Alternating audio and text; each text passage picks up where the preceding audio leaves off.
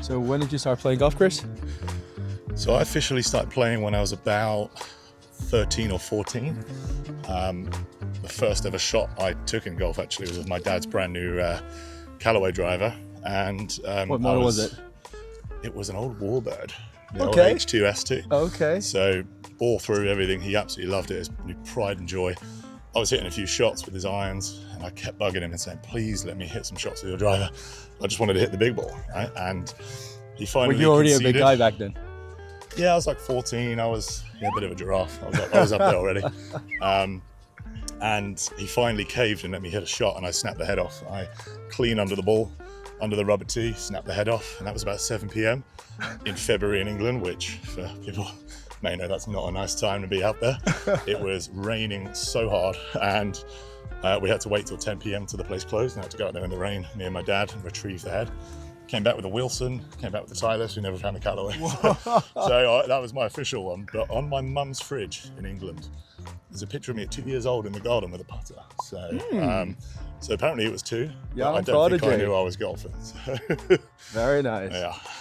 Very nice. So your whole family plays golf then? No, just my dad actually. He took it up kind of late in life. You know, I think a lot of business gets done on the golf course. Where are you from again? Brighton? I'm from Brighton, yeah. The whole family? Yeah, Sussex by the sea there. We're right on the south coast, about an hour south of London. I have an auntie who lives for many, many years now. She's lived in the US and California. So moved around a little bit, but yeah, for the most part, you know, me and my brother and sister have moved around quite a lot, and I'm a bit of a nomad.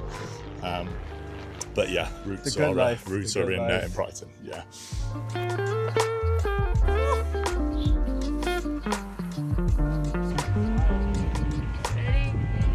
Golf just it really appealed to me. I used to sit in the back garden at my grandparents' house. Beautiful sunny day like today. We're all sitting in the garden and my granddad would have the golf on and the Open would be on, and I've just got such early memories of watching Seve, watching some of the greats of the game, some of my idols, you know, reasons I picked up a club. So for me it was very much a lot of tennis, a lot of golf. And golf just really took off for me. I don't think I was ever very good, but I just understood it. I understood how to get the ball in the hole. You know, very windy part of the UK I'm from in the south. We deal with some pretty difficult conditions day in, day out. You know, flat calms are very, very rare. So I was able to just develop a bit of a short game. You know, I do like a bit of short game. Golf for me is like 110 yards and in. Great game. And that's kind of where I started. On the beach, we had this tiny little par 3 course. Longest hole's 150. So we would play that and we'd pay the guy. I feel sorry for him now, but we pay him just for like 1 green fee and we go round 15, 20 times until he would come out and shout at us. So yeah, me and my best friend Ian, we play loads. He doesn't play too much anymore. This Ian? I know, that's my new best friend Ian. The OG Ian is back in the UK. He's a hell of a golfer, he just doesn't play. He doesn't know it, he's one of those. If you just gave him a bit of time, a bit of coaching, but yeah, hell of an athlete, that guy.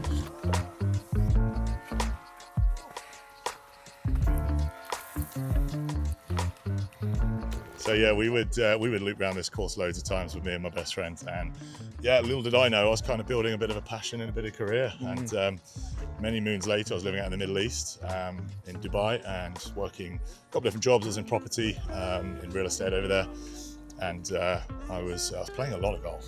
Real lot of golf. Every day if I was working in the afternoon, I'd play in the morning. I was absolutely hooked.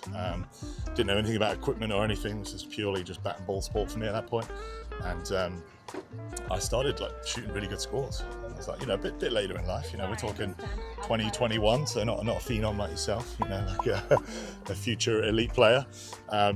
But I just started Googling around, like, you know, can I make a career in this? How does someone get a job as a golf pro? I was looking at the guys in the UAE standing on the range, spending all days outside, coaching people, and I was like, I want that life. So, yeah, I ended up in California, went to college there in San Diego.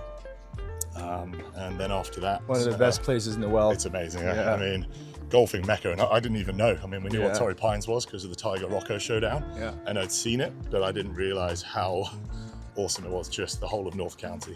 Incredible for golf. So yeah, after that I ended up living in Vancouver. I was coaching up there, got my first job, working in a pro shop, really cutting my teeth, you know, up in BC.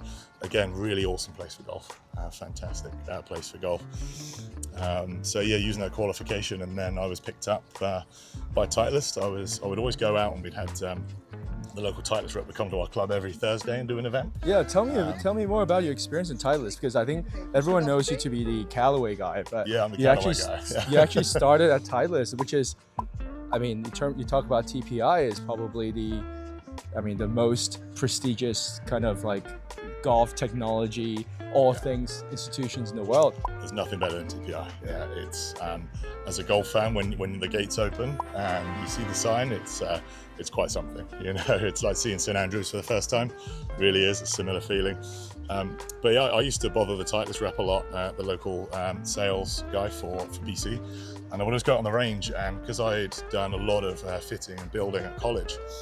And just learning about the mechanics of, you know, how does changing a golf club change your swing? Can it impact ball flight? You know, if you're gluing stuff here, putting tape here, cutting stuff down, bending clubs, set fire to them. I was just fascinated by the equipment side. And when I was out in BC, you know, I just bothered this guy all the time. People would come over and I'd be like, hey, try this. And after a few months, he just said, hey, do you want to join Titleist? Like, do you want to be our fitter for the region? So I became, the only fitter in British Columbia for Titleist, and they gave me a TrackMan, they gave me a van full of He's not even Canadian. No, yeah, confused a lot of people out there, I tell you. But it was fantastic, just drive up and down BC, helping golfers out, learning at the same time. I always like to say I'm a student of the game, I'm still learning now, and I think if you think you know everything about the game, that's the wrong attitude to have, right? You're in the wrong profession. You know, every single day we're learning. So that really started for me back in 2017. So yeah, a good 8 years ago now. Why would you leave Titleist? It was actually, I moved back from the UK and back to the UK, sorry. And luckily, in my hometown, covering the area I live, Titleist were hiring. So I came with a wealth of experience in British Columbia, and I made a quick transition over. 3 years, 2.5, 3 years roll by there. Again, I'm doing the exact same position. So I'm, fitting Cameron putters, Vokey wedges, ball fittings. At TFG, we say that every fitting is a ball fitting. So started off doing that very early. And then I was picked up by Titleist, and then the pandemic hit. And there was an awesome opportunity during the pandemic to join Callaway. Very good company I've admired for a long time. And I started with those guys there, and here we are.